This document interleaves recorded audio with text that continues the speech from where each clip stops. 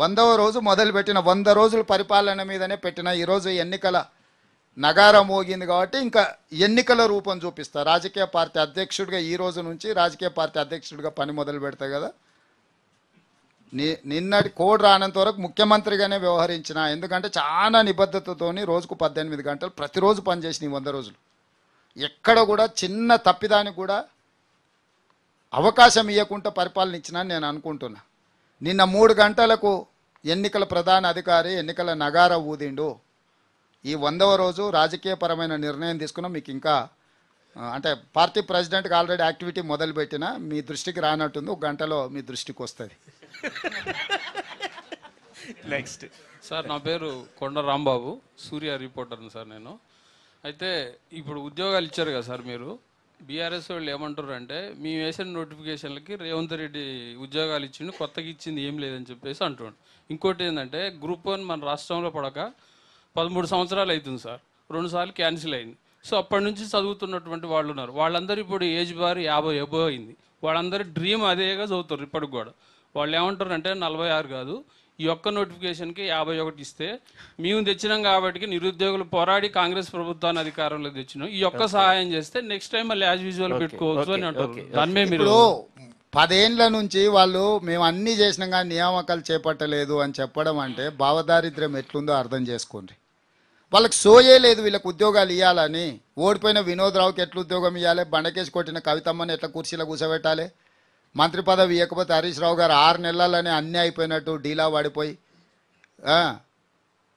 మంత్రి పదవి ఇచ్చే వరకు మామింటి చుట్టూ కాళ్ళు ఏళ్ళు పట్టుకొని మంత్రి పదవి తెచ్చుకొని వాళ్ళు 1 నిమిషం కూడా తెలంగాణ రాష్ట్రం వస్తే కనీసం 1 గంట కూడా ఆలస్యం చేయలేదు. జూన్ 2, 2014 వస్తే కుటుంబం అంతా పొలోమనూరుకి ప్రమాణ స్వీకారం చేశారు.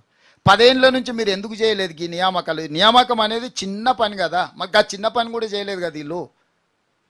వీళ్ళకి ఎప్పుడు ఆలోచన సోయి బాధ్యత లేదు. బాధ్యతారహితంగా గాలికి వదిలేసి ఉంటే అన్ని కోర్టుల్లో ఉన్న కేసులను పరిష్కరించుకుంటూ ఒకటొకటిగా చిక్కుముళ్ళు విప్పుకుంటూ నియామకాలు చేసి 3 నెలల 30,000 ఉద్యోగ నియామకాలు నేను చేపట్టిన. ప్రతి పేరు ఇస్తా నీకు, ఎవరెవరికి ఉద్యోగం ఇచ్చినాం, ఆయా డిపార్ట్మెంట్స్ ఎలాంటి చిక్కుముళ్ళు ఉంటే మేము ఆ చిక్కుముళ్ళు నిప్పినామో నేను మీకు డీటెయిల్స్ ఇస్తా.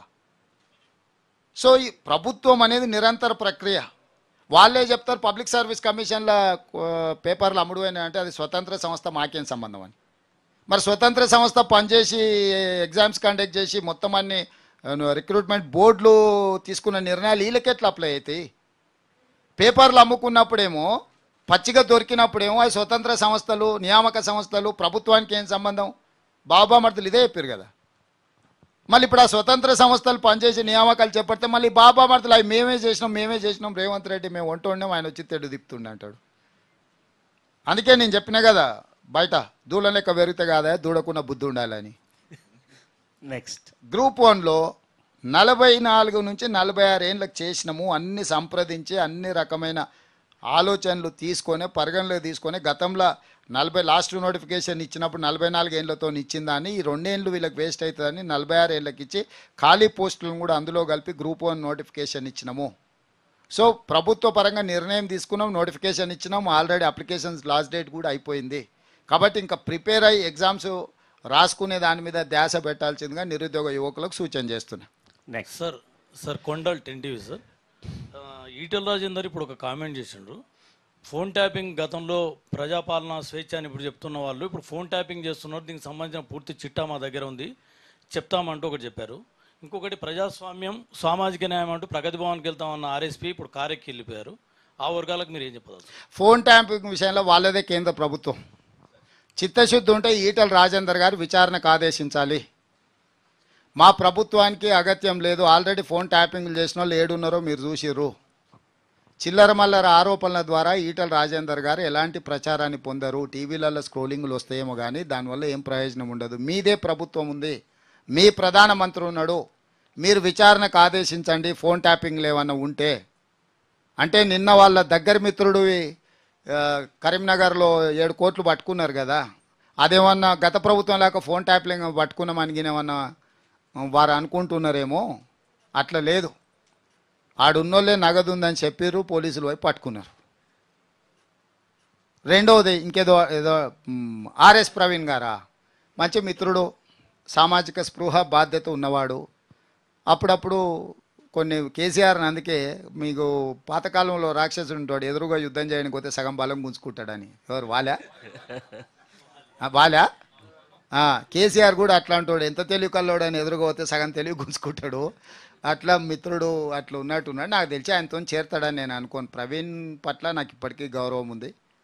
ఒక సామాజిక బాధ్యత ఉండి ప్రజల కోసం తన ఇంపార్టెంట్ పోస్ట్ అంటే తన డీజీపీ అయి ఉండేవాడు సర్వీస్లో ఉంటే. మొన్న కూడా నేను పబ్లిక్ సర్వీస్ కమిషన్ చైర్మన్గా వారికి ఆఫర్ ఇచ్చిన. ఎందుకంటే 2 లక్షల మంది నిరుద్యోగ యువకులకు ఒక మంచి రిక్రూట్మెంట్ బోర్డు ఉండాలని తెలంగాణ పబ్లిక్ సర్వీస్ కమిషన్ చైర్మన్గా వారిని 15 డేస్ అసలు డిలే అవ్వడానికి నేను ప్రవీణ్ గారిని రిక్వెస్ట్ చేసిన.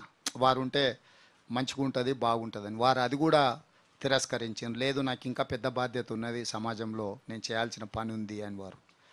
సో మరి ఈరోజు ఒకవేళ వారు కేసీఆర్తో చేరుతున్నారంటే ఇంకా వారే తెలంగాణ సమాజానికి జవాబు చెప్పాలి. ఇంకా నేను కామెంట్ చేయడానికి కూడా ఏం లేదు. ఎందుకంటే వారి పట్ల మన్నున్న గౌరవం ఈరోజు కూడా నాకుంది. నెక్స్ట్